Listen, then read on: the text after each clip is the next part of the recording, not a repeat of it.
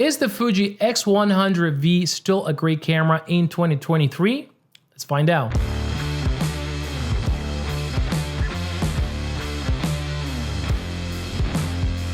Into this video, we're gonna be talking about this little guy right here. This one is the Fuji X100V. There's a lot to unpack, so I'm gonna be breaking down this video into a few sections. First part, we're gonna talk about some of the specs that you need to know if considering this camera, without boring you, of course. Then we're gonna talk about the photography features. I'm gonna be showing some photos, and we're gonna be editing a raw file together as well.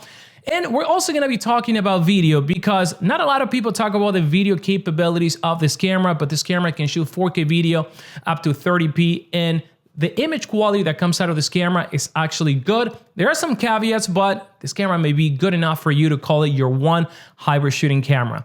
So let's talk about the sensor of the Fuji X100V. This camera features a pretty good resolution sensor of 26.1 X-Trans CMOS 4 sensor. The image quality out of this camera is outstanding. Now let's talk about the lens because this one is an APS-C camera. The lens that we have right here is the 23mm f2.0. Now this is equivalent into full frame to a 35mm f3, which in my opinion is the perfect focal length. Now, another thing that this camera has is a flash, and a flash for a camera like this could be really handy. I've used it so many times, and one of the things that I like about this flash is even if you shoot like in super low light situations and you get a little bit of noise, that noise looks more like grain, more like film grain, and it's usually monochromatic, something that I really like about the look of shooting flash with this camera. Look at this, pretty awesome. Now, when it comes to autofocus, this camera is going to feature a combination of contrast and phase detection autofocus. It's pretty reliable. Of course, it's not going to be on par with Canon or Sony, especially when comparing it to those cameras with AI features. But the autofocus performance is pretty reliable. And remember, this is a camera for you to take the time of capturing a moment and enjoying the whole process. And we also have a proper joystick to manipulate focusing points. Now let's talk about burst mode because this camera actually features a pretty impressive burst mode of 11 frames per second when using the mechanical shutter and up to 20 frames per second when using the electronic one. Now, one thing that you gotta keep in mind is that this performance is gonna be subject to how much battery you have in your camera, the type of scene you're trying to capture, and also how hot this camera can get because it tends to get pretty warm very quick. Now, this camera has to have one of the coolest viewfinders out there. It can act as an optical viewfinder or electronic viewfinder. Of course, in the optical mode, you're gonna look right through the glass, kind of like the old days of film. But when engaging the electronic one, you're gonna get much brighter image, and it's actually really handy, especially when shooting with some of the film simulations that this camera have, because you can actually preview the film simulation image before you take it. Pretty clever. Now, when it comes to shape and form factor, Fuji has done an excellent job with this camera. It's not small that is inconvenient, and it's not too big that is heavy and cumbersome. It's just the right size and the right weight. I also like how Fuji has located all the dials and button on the right-hand side, making one-hand shooting very possible. Now, one thing that I'm gonna recommend is that you put a strap or a clutch right away because this area right here by the grip is actually very slippery. And perhaps one of the reasons why you may be drawn to the Fuji X100V is because it's great film simulations. And film simulations are just that, digital film simulations of older films. And this camera has a lot to choose from. For example, the Provia Standard, the Velvia, the Classic Chrome, which happens to be my favorite one. And as you can see right here, there are a bunch more to choose from. So pretty much when you enable one of these film simulations, the Fuji X100V is gonna bake in the look in your JPEG, allowing you to deliver great color straight out of the camera without any grading in post. Now, this is actually very beneficial, especially if you're running a vlog or you're traveling, you want to deliver pictures right away to your vlog, social media, or even share with friends and family. Now, another great point to go with the Fuji X100V is because this camera features built-in ND filter. It's only one, but it has 3 stops of light reduction. And these days, a lot of these point and shoot cameras, street photography cameras, they have some ND filters. Now, this is actually great because remember, this lens is an f2 equivalent to an f3 in full frame, and this is going to allow you to shoot with wide aperture, even in bright situations. And when talking about this camera, we have to talk about the dials because this camera offers dial galore. Probably more dials than what you're used to, but you know, this camera is trying to be reminiscent of the older film shooting experience. So You even have a dial dedicated for the ISO with the values printed on the dial as well for the shutter speed. Something really cool if you are coming to this camera for that retro experience, you're gonna feel right at home. But we also have a rear dial, exposure compensation dial, and a front dial. Now, another feature that I like about these dials is that they also feature the push-in effect, so you can use the dial to scroll through the menus, for example, and confirm by pressing any of the dials. And speaking about dials, one of the things that I love the most is how easy it is to customize the dials. And all you have to do is simply press the dial in for a few seconds and it's gonna prompt the options that you can configure the dial to do. Now that is incredible, a lot better than actually going through the menu, going through submenus, going to the setup page, and then actually found the specific function to go to that dial. And by now you know that this camera has been categorized as a street photography camera, but when it comes to the studio, this camera performs really well for several reasons. Number one, we have a hot shoe mount right here, which is gonna allow you to pop a remote trigger and fire your strobes, but also it's gonna allow you to connect a lot of the accessories that are available from this camera from Fuji or other third-party manufacturers. Also, due to the fact that we have a 35mm, we have a lot of flexibility when it comes to what we can create with this camera. So when it comes to studio work, this camera is no slouch. Now let's talk about inputs and outputs because this camera keeps it fairly simple. It features a 2.5 microphone jack, and yes, I said 2.5, so chances are that you're gonna have to adapt your current microphones. It has a USB-C, which is gonna allow you to charge the camera and download data into your computer. And it also features a micro HDMI, and you know how much I love those micro HDMI. Just kidding, I hate them. But we have it. Now, the good feature about this micro HDMI is that if you connect this camera to an external recorder, you are gonna be able to output 4K video up to 30p, 10-bit, 4:2. That's pretty impressive knowing that this camera was released 3 years ago and there are cameras in 2023 that cannot do that. Now let's talk about this switch right over here, and I don't know how I feel about it. And this one is the focus mode switch. It has 3 modes: manual, continuous, and single. And this is the only switch or button that is on the left-hand side. Now, if you remember what I mentioned before, the entire operation of this camera can be done with one hand, the right hand, because everything happens on the right-hand side. But Fuji left this one kind of like displaced towards the left. Now, by no means this ruins my experience shooting with this camera, but a lot of the times I find myself holding a strobe and having to put it down to change modes. Now, if Fuji is watching this video, I would love for that switch to be right over here on the right-hand side under the Q button. That will make my life a lot easier. Now let's talk about the screen, and there's a lot to say about the screen. Number one is a 3-inch with a resolution of 1.36 million dots. Not incredible, but not that bad for, the price of this camera and the form factor. Now, my main beef with the screen is the lack of brightness, and you're gonna notice that when shooting video. Now, for photography, I don't have a problem because most of the time I find myself using the EVF, but for video, you are gonna struggle. And perhaps, if you're gonna be using this camera for video, most likely I would recommend that you use an external recorder unless you're gonna be taking super short clips. Now, when it comes to tilting, in 2023, most cameras right now flip out, but this one does the tilt up and tilt down, which in my opinion is more than enough because when close, it's gonna allow you to shoot right in front of your eyes. When flipped in this direction, it's gonna allow you to shoot from the waist down, and when flipped in this other direction, overhead. And the screen does feature touch functionality, however, it's limited to touch to focus, touch the shutter, and also you have swipe functionality to bring additional menus. Now, I think that Fuji could actually enable full menus with touch functionality via firmware update because, as far as I can see, the functionality is there. And let's talk about the menus because in my opinion, no one does it better than Fuji. Look at the menus, how easy it is to navigate. The tabs, are pretty intuitive. Things are where you think they are gonna be, unlike other companies. And look what happens when I press the Q function, bringing that menu right there with a bunch of options. Now, every single of these options can be changed and moved around.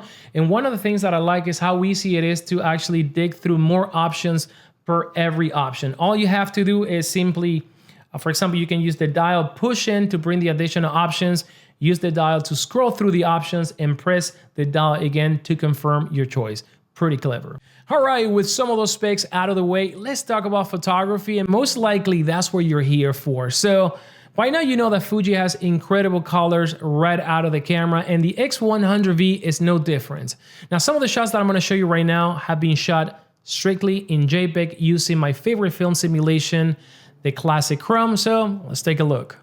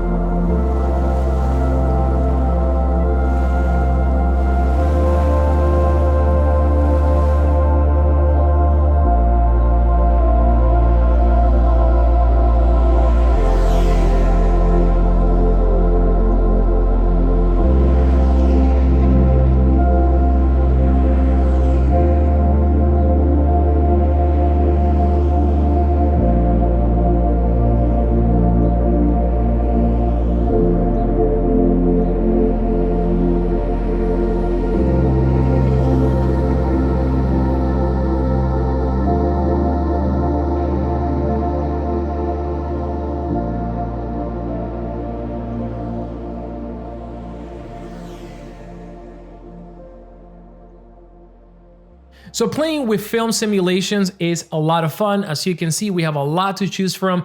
And my next favorite film simulation is the Across, which it produces a very contrasty black and white image. And as a matter of fact, when I shoot with my Sony cameras, I always try to emulate the Across look. You know, that's what I go for. You also have a monochromatic look, which is a much, standard monochrome image. But like I mentioned before, tons to choose from. You can tweak him and you can have a lot of fun with him.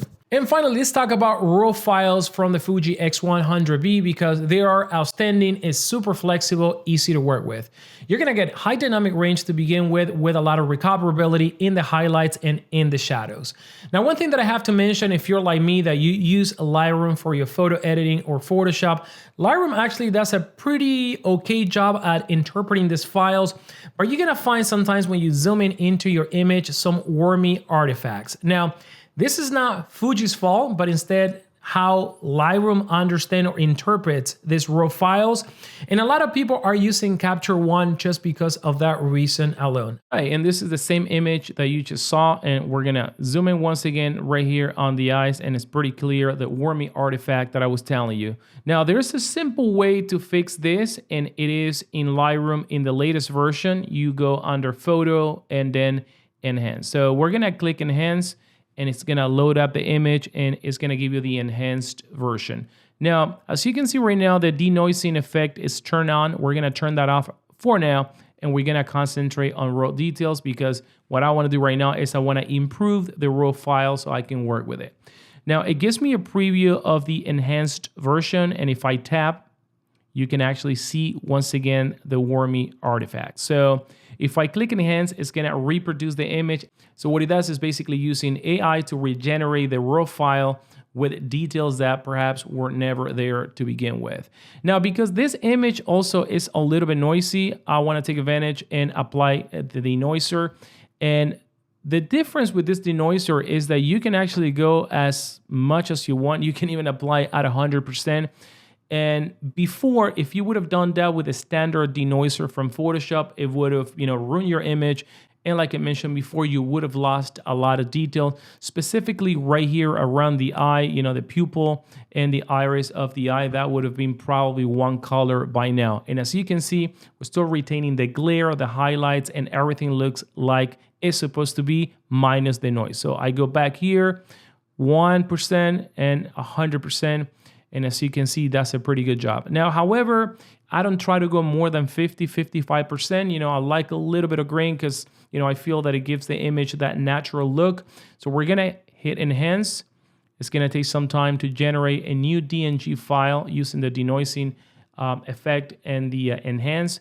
And when it's done, we're gonna get two images. One is gonna be the reference image, and then we're gonna get this image right here. And as you can see at the bottom, you have the two images. If I go right over here, this is how the image looked before, and this is the new DNG file that I created. Now I wanna zoom out to show you guys also the difference that nothing actually has changed. The only thing that Lightroom has done with the enhanced feature is remove those wormy artifacts and actually enhance the skin and enhance that noise that was present before. So if I go to the enhanced version, I'm tapping right now, there's no difference. And if I go to this version, there's no difference neither. All right, and let's talk about video capabilities, because yes, this camera can also shoot video, not only video, but 4K 30p 8-bit 420. Now, there are a lot of caveats when it comes to video. Number one, you're gonna be limited to 10 minutes more or less, and that's gonna be depending your battery life and how hot the camera gets, because this camera gets pretty hot pretty quick when shooting video. However, if you're gonna be a content creator needing this camera for a couple of seconds or a couple of minutes of video recording, this camera is gonna do the job, and I cannot think of a better camera than this one with all this capability and film simulation that accomplish all that in such a small form factor. Now, I gotta mention also that this camera does not have any type of image stabilization. All right, and this is the sound from the microphone walking with the camera. I'm a little bit underexposed. It's actually nor mechanical or digital image stabilization. So for the utmost results, you're gonna have to be super steady with your hands or putting the camera on a tripod or flying this camera in a gimbal, which a lot of people have been doing that with great results. But where this camera shines is with its FLog capability. And FLog is a log profile, super flat, but this FLog profile is super easy to grade. And guess what? Right now I'm gonna be showing you some footage, and we're gonna grade a footage together. So let's do it.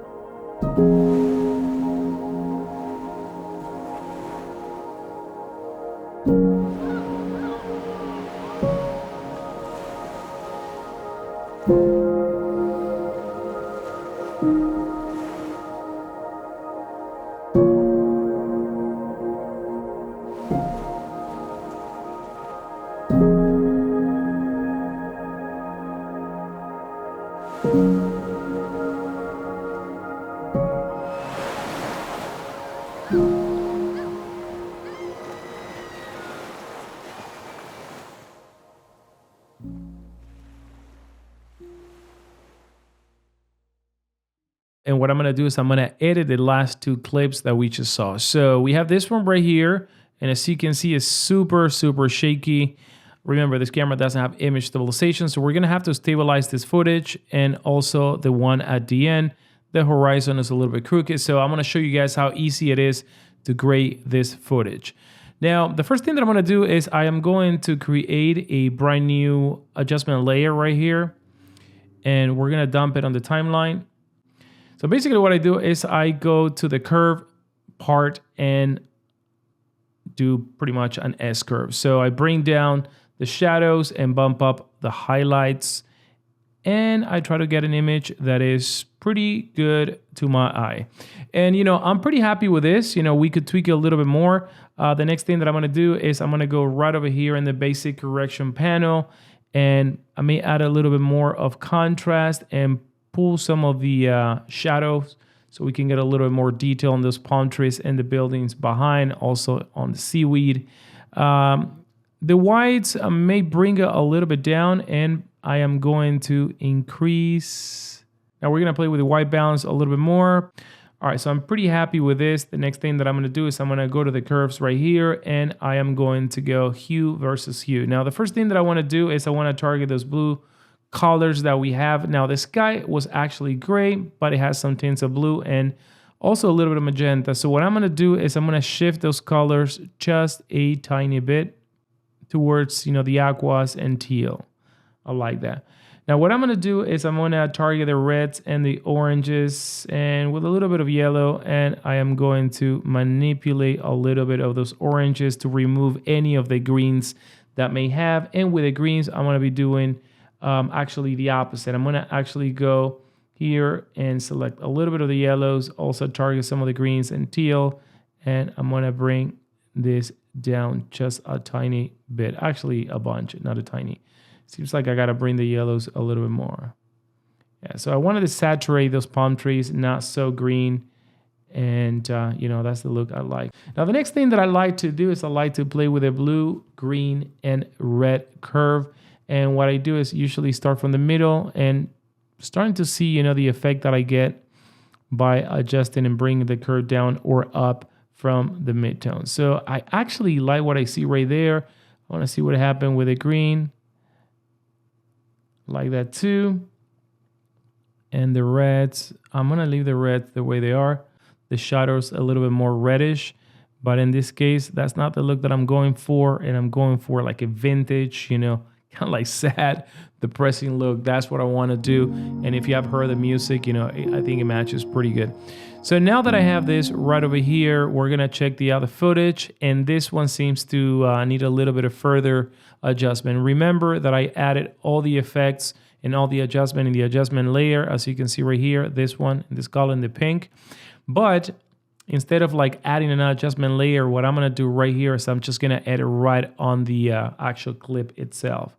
So first thing that I'm going to do is I am going to bring down those highlights because I want the sky to look a little bit more menacing, you know, if that's the word for this, and crank the contrast a little bit more. We're probably going to take away a little bit of the whites, and we're going to pull up the shadows a little bit more. The blacks, we're not going to do anything. Now, another thing that I like to do if, you know, I shoot with a lens that has a lot of vignetting, I try to correct the vignetting. But in this case, you know, it's pretty good. And that's something awesome from this lens. I remember that I think I was an f5.6 or something like that here. So not a lot of vignetting. Now, the next thing that we're going to do is we're going to rotate the background because the horizon is a little bit crooked. So I'm going to lock the adjustment layer so I can double click and do this. That's pretty much what I'm going to be doing there. All right, let's see the other image right here, and we can tell that the sky is a little bit more overexposed, so I am going to bring it down. Again, at this time, the light was different because the other clip I shot it earlier, so there could be some difference in the sky and the color of the clouds, but I like the overall orange tone, and the color of the water seems to be, you know, pretty close. So that's simple, guys. So basically targeting first the curves in the adjustment layer, also manipulate a little bit of the curves from the blue, green, and red, and then target the hue versus sat a little bit and hue versus hue. And the $1 million question is, who is this camera for? And the answer is pretty simple. This camera is going to be for anyone that prioritizes photography as the main craft. And video is something that they do from time to time. Now, if you're a content creator that runs a vlog, a content creator that takes pictures, creates reels, and mainly photography is what you do, this is gonna be the camera for you. Also, it is a camera for those that miss the days of film because, you know, look at this camera right here. The look and feel of this camera is very reminiscent from the old film days. You have dial galores. A lot of the dials are very retro with printed on the dial themselves. So shooting with this camera is a lot of fun. And one of the things that I noticed with this camera, and one of the reasons why I take this camera out, is to depart a little bit with the automation, the AI that we have in some of the much modern cameras. You know, these days cameras, pretty much you don't have to focus anymore. They actually do the job for you. Again, it slows you down a little bit, but I think that's one of the beauties about shooting with a camera like this one, that you get back into thinking about the picture and not just pushing the shutter and hoping for the best. So good luck getting one, because this camera is actually sold out everywhere for good reasons. And this is another testament that this camera has actually withstood the test of time. After 3 years, people cannot get enough from this camera, and it seems like this camera keeps getting better and better. Now, another thing that you should know is that there is a brand new firmware for this camera. Now, that firmware doesn't bring a lot new features, but instead it brings the new functionality to pair with a brand new app. Now, one of the things that I didn't like about the app is that it was a hit and miss to connect to the app and transfer photo. It was a little bit cumbersome, and right now is such a breeze. So if you have one, download the new firmware and download the new app. I may actually do a video if you guys want. Let me know in the comments down below. All right, and if you made it this far until the end of the video, I would like to ask you a question. Which are the favorite features from the Fuji X100V? Guys, if you have any questions about this camera, let me know in the comments down below. I'll always do my best to answer every single comment. Until then, I will see you in the next video, and remember, shoot responsibly.